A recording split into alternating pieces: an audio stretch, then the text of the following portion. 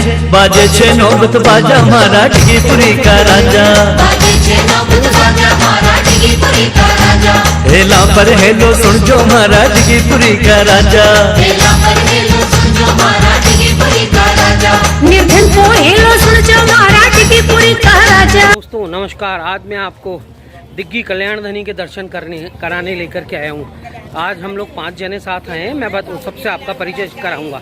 ठीक है, चलिए हम दर्शन करने चलते हैं। तो हम डिग्गी कल्याण धनी के पहुंच गए हैं। देखिए डिग्गी 1 किलोमीटर का बोर्ड आ गया है।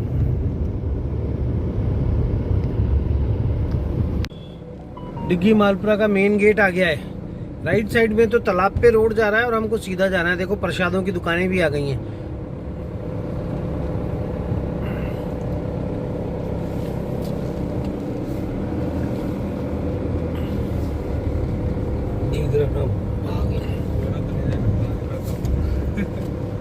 हम आ गए हैं डिग्गी मालपुरा कल्याण धनी के दर्शन करने के लिए।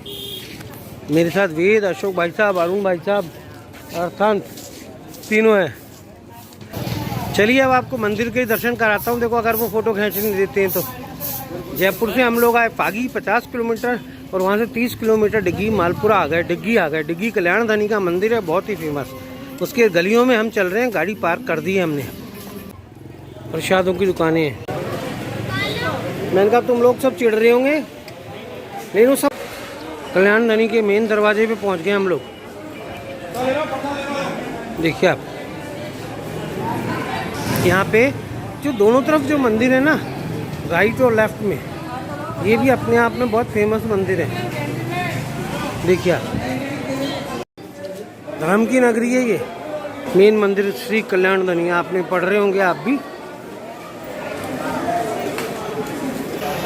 बाहर से आपको दर्शन करा रहा हूँ कल्याण धनी के। दिख रहे हैं आपको दर्शन? जय हो कल्याण धनी की जय। कल्याण धनी की जो ठुड्डी है ना, उसमें वर्ल्ड फेमस हीरा लगा हुआ है। कल्याण धनी के दर्शन मैं आपको करा रहा हूँ। हिंदुस्तान के सबसे फेमस मंदिर में से एक मंदिर है कल्याण धनी का।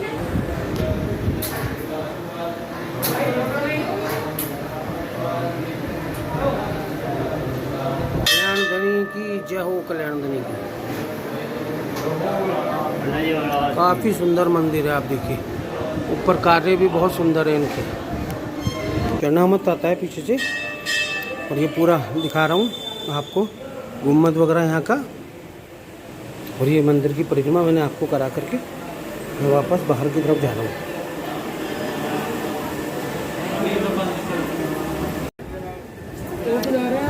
काफ़ी नवरात्र के कारण सजावट है मंदिर की। काफ़ी सुंदर मंदिर दिख रहा है आपको।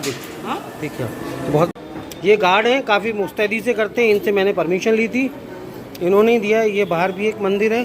कल्याण जी महाराज भगवान यहाँ पधारने गए हैं कल्याण चरित्र। यहाँ पास में पीननगढ़ है, गढ़ के नाम से मशहूर है। वहाँ का राजा डिगो राज करता था।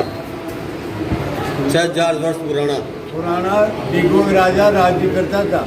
वो विष्णु भक्त था और विष्णु भक्त होने के कारण वो भगवान की खूब आराधना करता था।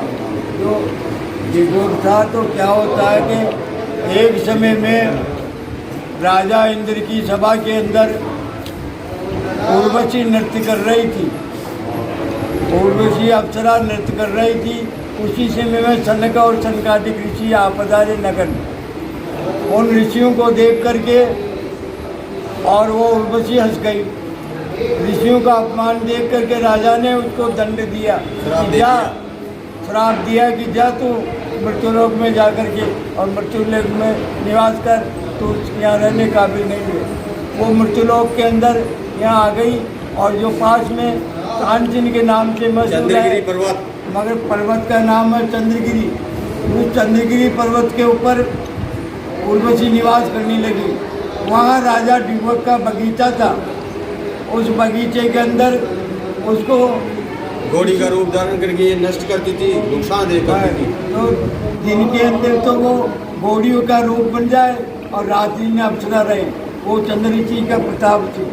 जब वो नुकसान करने लगी बगीचे में, तो बगीचे वाले ने उसको, रखवाली ने, माली ने सोचा उसको ताड़े तो वो और कोई कूद जाए बगीचे के को हाँ। और वो उसके बस में नहीं बगीचे और को विध्वंस करती हमेशा रही। नुकसान करती रही वो। तो राजा ने खोज करके बगीचे में और राजा से जाकर के याद प्रयास करी वो कि महाराज एक घोड़ी ऐसी है जो कि वो मानती पकड़ में नहीं आती है और दिन भर कूद नुकसान जाती करती है।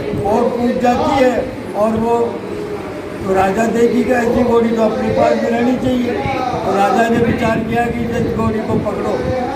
तो घोड़ी का प्रयत्न किया पकड़ने का कितनी दिनों तक प्रयास किया चारों तरफ से निक लगा दिए मगर वो नहीं आई। और उसने आखिर के अंदर उसने सारे गांव को इकट्ठा करके अपनी प्रजा को और परकोटा बना दिया कि जिसके पास में होकर के ये घोड़ी चले जाएगी उसको मृत्यु दंड दिया जाएगा। महाराज वो घोड़ी सेम भगवान का रूप था। उसने सोची कि जनता को मरा करके क्या करना, सेम राजा को कूदी वो। राजा को कूद करके बुलान करके गई तो राजा ने मारे उसको मारे को कौन मारे। राजा ने उस घोड़ी का पीछा कर लिया। घोड़ी का पीछा करते करते जाने लगा। शाम का समय हो गया और राजा वो रूप बदल गई उसका। शाम का समय में वापस अप्सरा का टाइम आ गया। तो राजा ने कहा कि राजा बता तू चुड़ैल है, भूतनी है, पिशाचनी है, कौन। तो वो बोले कि राजा तू मेरा क्यों पीछा कर रहा है, मैं राजा इंद्र की अप्सरा हूँ, मेरा नाम उर्वशी है, तू तेरे ठिकाने जा। क्या नाम था? उर्वशी। उर्वशी थी वो। अच्छा।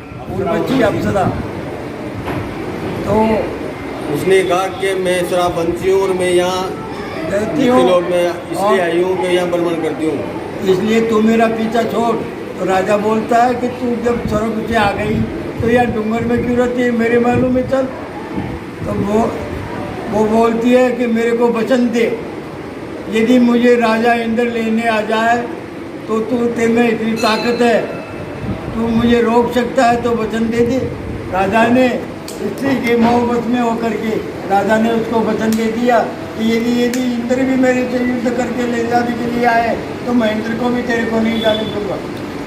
महाराज उसी समय में राजा यहाँ उसके लिए महल बना दिए और वहाँ नृत्य संगीत होने लगी। जब उस संगीत को देखने के लिए एक दिन नारद जी आ गए। नारद जी ने देखा कि वो स्वर्ग की अप्सरा एक राजा के राजा के पास में नृत्य कर रही है। तो जाकर के इंद्र को खबर दे दी कि राजा तेरी अप्सरा तो वहाँ नृत्य कर रही है राजा के पास में उर्वशी। राजा को ख्याल आया कि 12 वर्ष पूरे होने को आए, उसको लेनी चाहिए। तो उसने कालिया दूत और वो अपने दूतों को भेजा राजा डिम्बर के पास में कि भाई हमारे उर्वशी को हमारे पास में भेज दी। राजा ने कहा कि मैं नहीं भेजूँ, मैं वचनबद्ध हूँ, इसलिए मैं भेजता नहीं हूँ। तो राजा ने डिम्बर से कहा कि या तो तू राजी खुशी में हमारे को उर्वशी सुना दे, नहीं तो या युद्ध कर। तो युद्ध के लिए चैलेंज हो गया। तो राजा डिगो ने हाँ भर ली। अब जब युद्ध का मैदान में इंद्र की फौज और इधर राजा डिगो की फौज दोनों मैदान में खड़ी हो गई तो आकाशवाणी हुई। आकाशवाणी में क्या कहा भगवान ने कि राजा इंद्र और डिगवा तुम दोनों धर्म युद्ध करो, धर्म युद्ध करो। धर्म युद्ध यानी प्रजा को और जनसंहार नहीं हो, जनसंहार नहीं हो, फौजें नहीं मरी। तो धर्म युद्ध में क्या युद्ध हुई, तुम्हारी गदा से युद्ध करो, शस्त्र से युद्ध करो। ज़्यादा लंबी को नहीं है वो तो ये को देखेगा ही नहीं। ज़्यादा नहीं बस। तो राजा ने अपनी गदा आकाश में फेंकी तो डिगवग ने भी फेंकी, इंद्र ने भी फेंकी, दोनों गदा लड़ते रही। अब उसमें क्या किया कि इंद्र ने कपट कर दिया कि उस गदा के ऊपर वज्र डाल दिया राजा की, वज्र से प्रहार किया उसने। तो गदा को तोड़ दी। गदा टूटते ही राजा डिगो हार गया। हारते ही महाराज उर्वशी जब जाने लगी तो बोल राजा से बोलती है कि राजा तू वचनबद्ध है, मेरे को तूने यानी ये किया है, इसलिए मैं तेरे को श्राप देती हूँ कि तेरे कोड हो जाए। अब राजा के कोड गया।